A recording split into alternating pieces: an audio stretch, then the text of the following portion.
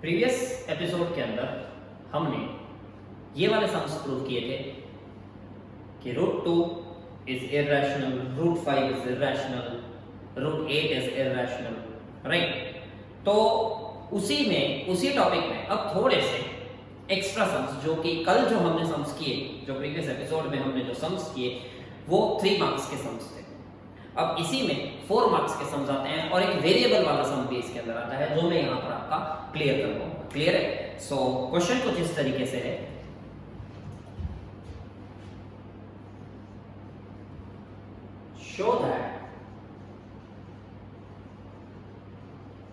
show that 2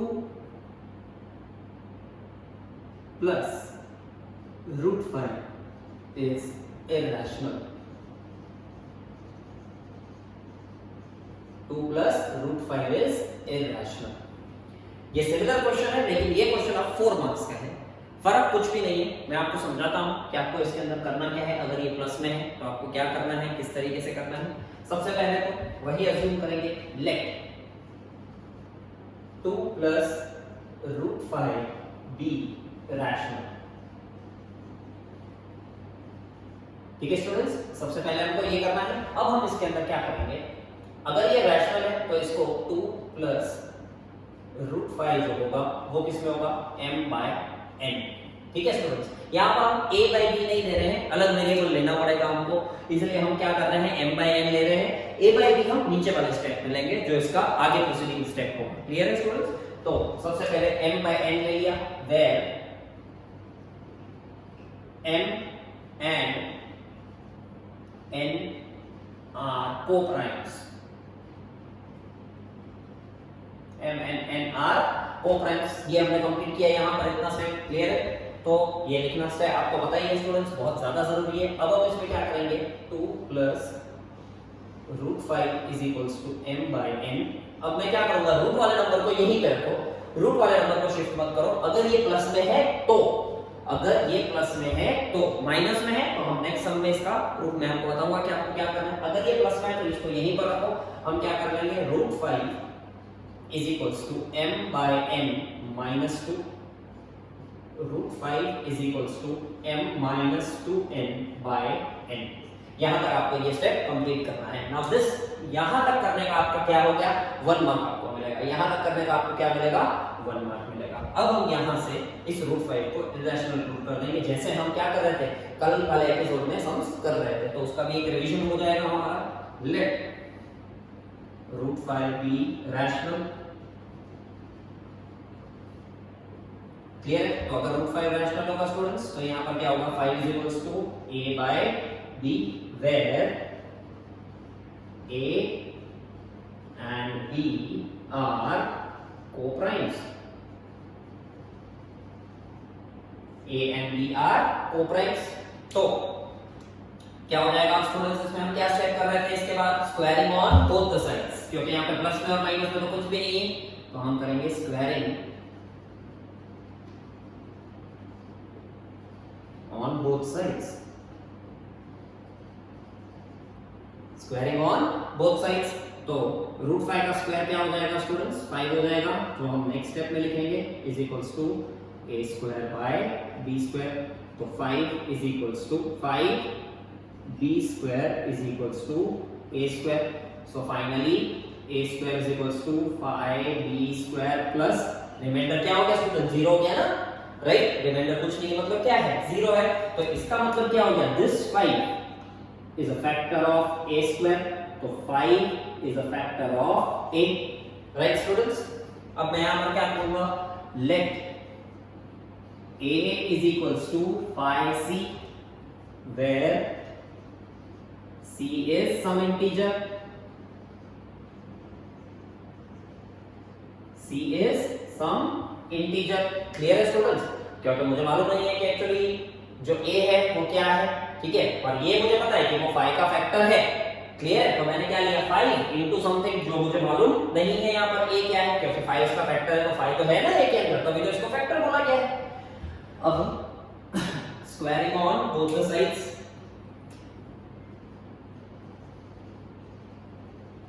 squaring on both sides.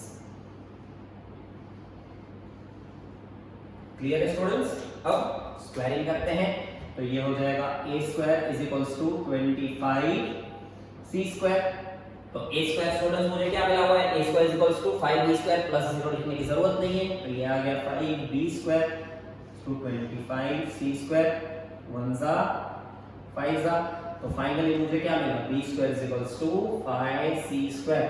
इसका मतलब क्या हो गया, इसका मतलब प्लस 0 है, तो इसका मतलब ये हो गया कि 5 is a factor of b square, तो 5 is a factor of b। तो अब आप दोनों का फैक्टर देख सकते हो, as a and b have factor as 5 which is other than 1। तो इसका मतलब क्या हो गया, a and b are not co-primes। a and b are not co-primes, और अगर वो not co-primes नहीं है तो इसका मतलब क्या हो गया students, √5 is irrational।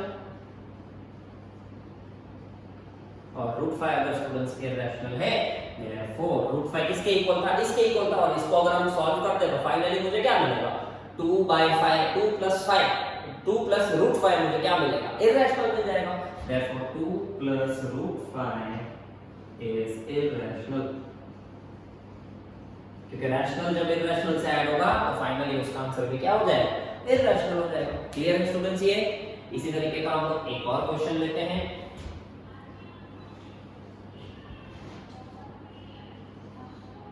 show that √3 plus √7 is irrational।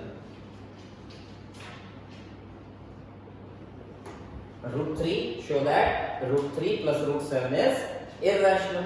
Clear है? हमको यहाँ पर ये प्रूव करना है, ये क्वेश्चन है। तो यहाँ पर अगेन हम क्या लेंगे, पहले लेट √3 plus √7 is rational।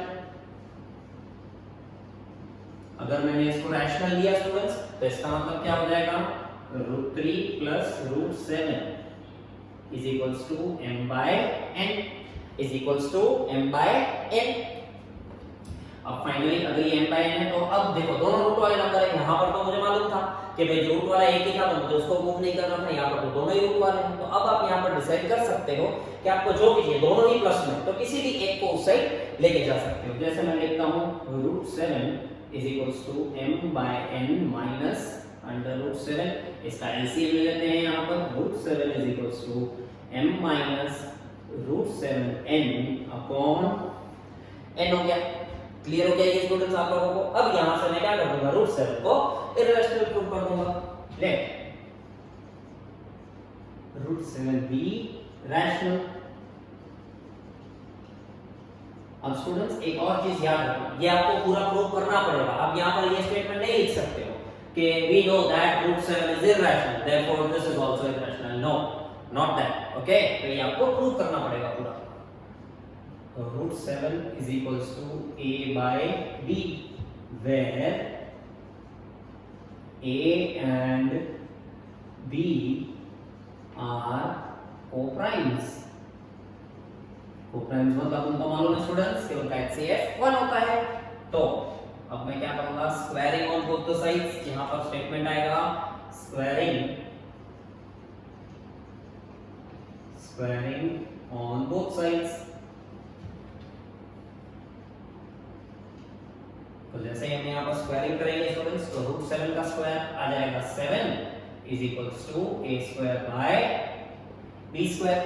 तो 7b square is equals to a square। तो फाइनली मुझे मिला a square is equals to 7b square plus 0 मतलब यहाँ पे रिमाइंडर नहीं है तो मैं 0 लिखूंगा। वैसे लिखने की जरूरत नहीं है, अब तक हमने सम्स में लिखा है पर ये लिखने की जरूरत नहीं होती है। तो यहाँ से हम बोल सकते हैं कि 7 is a factor of b square। याद रहे ये लाइन आपकी एकदम स्ट्रेट होनी चाहिए। ओके स्टूडेंट्स, ये लाइन आपकी स्ट्रेट होनी चाहिए। तो 7 is a factor of b। Clear हो गया? Oh sorry, 7 is a factor of a square। Yes, it is a square not b square। a square का फैक्टर है। तो यहाँ पर 7 is a factor of a। अब let a is equals to 7c। 7c मतलब ये इसका factor है, मतलब 7 तो रहेगा ही ना, मुझे मालूम है कि a के अंदर 7 है, तभी तो मैंने उसको फैक्टर बोला है। क्लियर है ये चीज students? 7c where c is some integer, right students? तो यहां पर squaring on both the sides होगा। अगेन हम लोग करते हैं squaring on both sides. Clear हुआ ये स्टूडेंट्स? जैसे स्क्वायरिंग होगा तो ये हो जाएगा a square is equals to 49 c square। अब आप देख सकते हो a square मुझे क्या मिला है 7b square, तो यहाँ पर आ गया 7b square is equals to 49 c square। तो फाइनली यहाँ पर मुझे क्या मिलेगा, ये कट हो जाएगा, 7 7 जा 7 7 1 जा 7 7 जा, तो b square is equals to 7c square। Reminder में 0 है क्योंकि जरूरत नहीं है, तो 7 क्या हो गया स्टूडेंट्स, फैक्टर हो गया b square का, तो 7 जो है वो फैक्टर हुआ b का। तो अब यहाँ पर हम देखेंगे as a and b have factor 7 which is other than 1, which is other than 1, therefore a and b are not co-primes।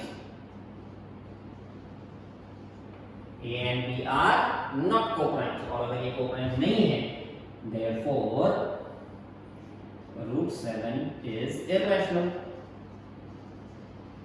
और अगर root 7 irrational हो गया तो उसके साथ हम लोग ये किसके m और n के root 7 इसके इक्वल है, मतलब ये भी irrational हो गया। इसको फाइनली सॉल्व करो तो ये आंसर आएगा। therefore root 3 plus root 7 is irrational।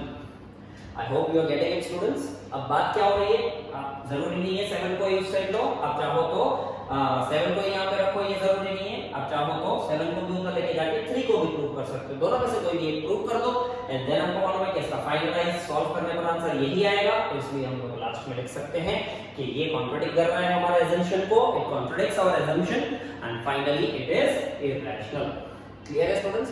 तो ऐसे ही कुछ सम आपको ट्राई करने हैं। एक और सम का मैं आपको, अगर माइनस में है तो आपको क्या करना है, रेस्ट आपको खुद ही आगे प्रूव करना है ये चीज। पर क्वेश्चन कुछ इस तरीके से है, शो दैट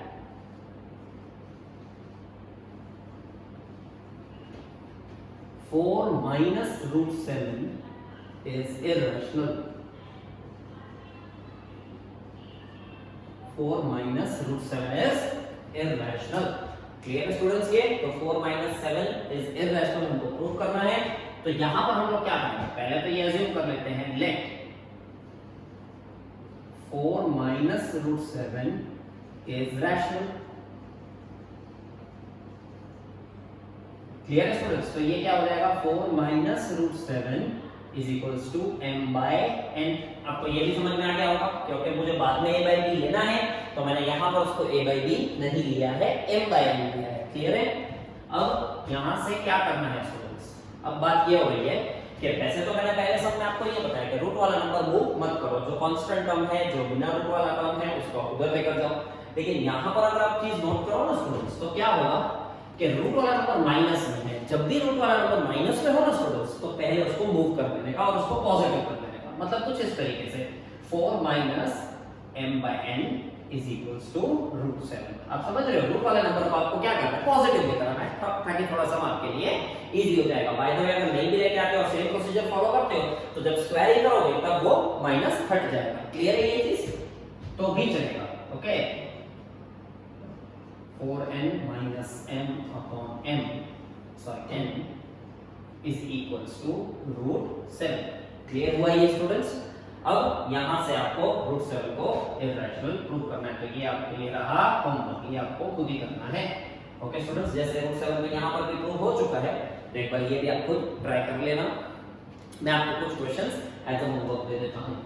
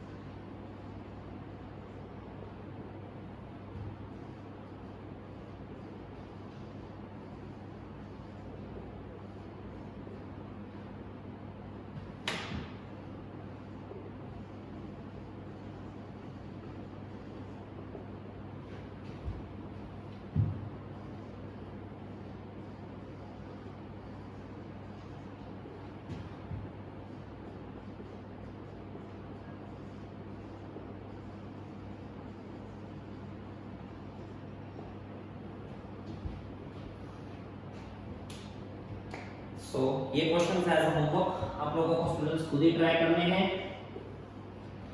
क्लियर है। और यहाँ पर मैं आपको हिंट दे दूं, ये सब पे कुछ इसी तरीके से होगा, ये सब पे कुछ इसी तरीके से होगा, पर हर बार अपन प्लस या माइनस को उस तरफ लेके जाते थे। यहाँ पर क्या है स्टूडेंट्स, 2 है, मल्टीप्लाई में है, तो और कुछ नहीं होगा। वो क्या होगा, जैसे ही आपने यहाँ पर लिया है m/n, क्लियर है स्टूडेंट्स। तो इस सम का मैं आपको हिंट दे रहा हूँ, ये सब एज इट इज करना है, नंबर की जगह इस बार वेरिएबल आ गया है, नो डिफरेंस है, क्लियर है। वेरिएबल के टर्म में आप प्रूव करोगे, क्लियर। इस सब में आपको क्या करना है, जैसे 2√8 है इज इक्वल्स टू m/n दिया है, तो सिंपल हो जाएगा √8 इज इक्वल्स टू m/2n। अब आप यहां से इसको इरेशनल प्रूव करोगे, क्लियर है ना आसान स्टूडेंट्स। तो यहां पर हमारा ऑलमोस्ट ये चैप्टर खत्म होता है। There is only a single video lecture left for last topic of this chapter and then we will start science. Okay students, so that's all for this video lecture. Thank you everyone, stay tuned.